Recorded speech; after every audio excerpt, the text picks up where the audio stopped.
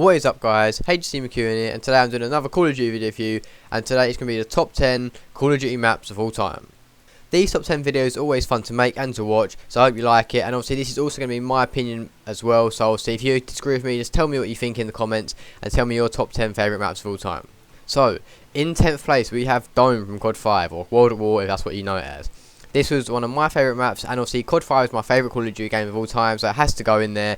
And it is an amazing map, really small, and obviously because COD 5 was no jetpacks or anything like that, it was close combat, but no just bouncing all over the place. It was so perfect, and the flow was perfect, and you could use any weapon, and it was all nice, and that is what you want in the Call of Duty map. If you like COD 5, or if you loved COD 5, you love this map, so you know what I'm talking about. And anyway, let's move on to number 9.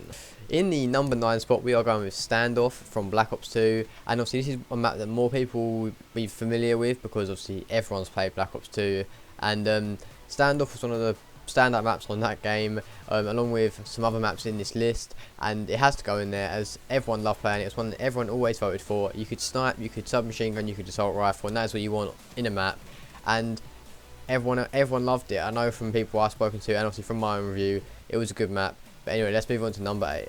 In number 8, we have Hijack from Black Ops 2 again, and obviously this is the map I was talking about. Obviously some people might be as hard if they haven't played the previous Call of Duty games, but this was one of the best, more recent games. This is probably one of the best maps, as there hasn't been any real standout maps in the past 3 CODs, I think, even including Black Ops 3. And Hijack was one of the games I played all different kinds of game modes on. You had cops and robbers we used to play a lot with the hot tub, and then there was snipers as well, and obviously you had the blister and the DSR, which made that game even better. And obviously Hijack was probably the best map on Black Ops 2. In number 7 on this list, we are going with Crossfire of MW1, and this is a game that probably not a lot of people who play COD now plays, or even watch YouTube now. Everyone's probably like at least 19, 18 above, and unless they played like me when they were ridiculously young, and they probably shouldn't have. And Crossfire was one of the best COD formats. Obviously other people like other ones, but this is one of my favourite ones, as you could snipe, and also you could obviously, like I said, run around, and that's what I liked, because obviously you had the choice. And obviously if you haven't played COD 4, if you do ever play it, obviously remember to play this map, because this is one of my favourites, and obviously it's one of everyone else's, so I know how to put it in there. It's got to be said out, it's quite funny how as all these maps go on, and I'm pretty sure for the rest of this list, all the maps from old Call of Duty, they're just so much better than the newer ones. But anyway, in number 6 we have High Rise from MW2, and although I didn't play this COD that much, I have to be honest, when I did play it, this is one of my favourite maps, as you could obviously play a lot of private matches on this map, and that's what everyone used to do, this sort of Rust.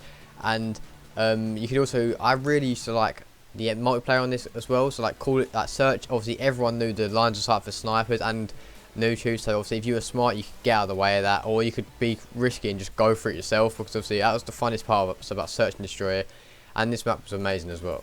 And now moving into the top 5 of this list, we are going with Shipment of MW1, and again another map that was crazy small. Like, it was ridiculous. It was just, in a way, it was horrible to play, because imagine playing Shipment now with the jetpacks from Advanced Warfare or the jumping from Black Ops 3. It would be disgusting. It would be unplayable. You'd have to leave, and you would just leave as soon as the game started. It'd be horrible. But it was so good back then, as you could hide on little corners, claymores were everywhere, and it was just one of the best things. It was just so fun back then, and obviously that's why everyone loved it, and it was the best map on that game. So moving on from number 5, on number 4 we have Terminal, again on the MW2, which I didn't play that much, which kind of bugs me now, but Terminal was one of those maps with High Rise that everyone used to vote for as soon as it came up. It's one of my favourite maps whenever I did play it, and it was so well made. Obviously you had the plane, which everyone loved going in, the terminals, or like the actual airport bit was really good and well made, and everything was perfect about it really. And obviously it's one of those maps that everyone really enjoyed, and if you ever went back onto it, everyone would love to play it again. And it's getting serious, and into the top 3 we have Firing Range coming in at number 3. Some people might put this as number 1, depending on what Call of Duty you like, but for me Firing Range is number 3, as Black Ops 1 was one of my favourite CODs, but in general it was just so well made. Like, if you think about it, it was really open, but it wasn't at the same time, so like you couldn't just get sniped constantly or LMG'd or something across the map. So it was good for shotguns as well as it was good for snipers. You could use whatever gun you wanted on that map, and it was just, there were so many nice little places to hide in or not to hide in, and there was nice little corners you could like practice your aim on, getting kills around the corners. I just loved everything about it, and that's why it has made it into number 3. In number 2, one you probably thought it was going to be number 1, I'm sorry guys, but it is Nuketown from Black Ops 1, 2 and 3. Obviously I don't really like the one in number 3 that much. If you do, then that's obviously up to you, but I preferred the ones from Black Ops 1 and Black Ops 2. And the map has always been perfect, and that's why it's sprung back every year, because obviously, one, everyone loves it, and everyone loves the manic action. Obviously, that it's a bit much in Black Ops 3 now, obviously all the boosting all over the place, but on Black Ops 2 and Black Ops 1, it was the perfect amount of mentalness, I guess you could say. That sounds really gay, but yeah, it was so good, it was so well made, and obviously, it was a thing of its time, especially when it came out on Black Ops 1. And on to the final one of the list. The number 1 spot goes to my favourite map of all time. Sorry, it might not be the best map, but it's my favourite, and I can't not. I'll be so pissed off if it doesn't come back on Black Ops 3. But we have Castle from World at War. This map had everything for me. Obviously, I loved the bounty betties in that little room at the top of the castle. There was the wooden bit at the bottom you have to gunfights in.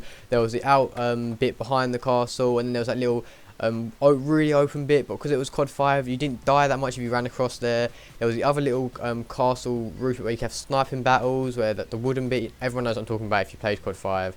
There was 2 little sniping towers, and that was always fun to do. There was so many glitches as well. It was the perfect map, and I loved it, and I can't wait to see it again, and I love playing it every time I go back on World at War. Like I said, if you disagree, that is all up to you, and fair enough. I don't mind. Say what you want. Just tell me in the comments what you think is the right option. But that is all for this video. I really hope you enjoyed it, and if you did, leave a like and spread the video around. But anyway, that is all for this video, and I'll see you in the next one.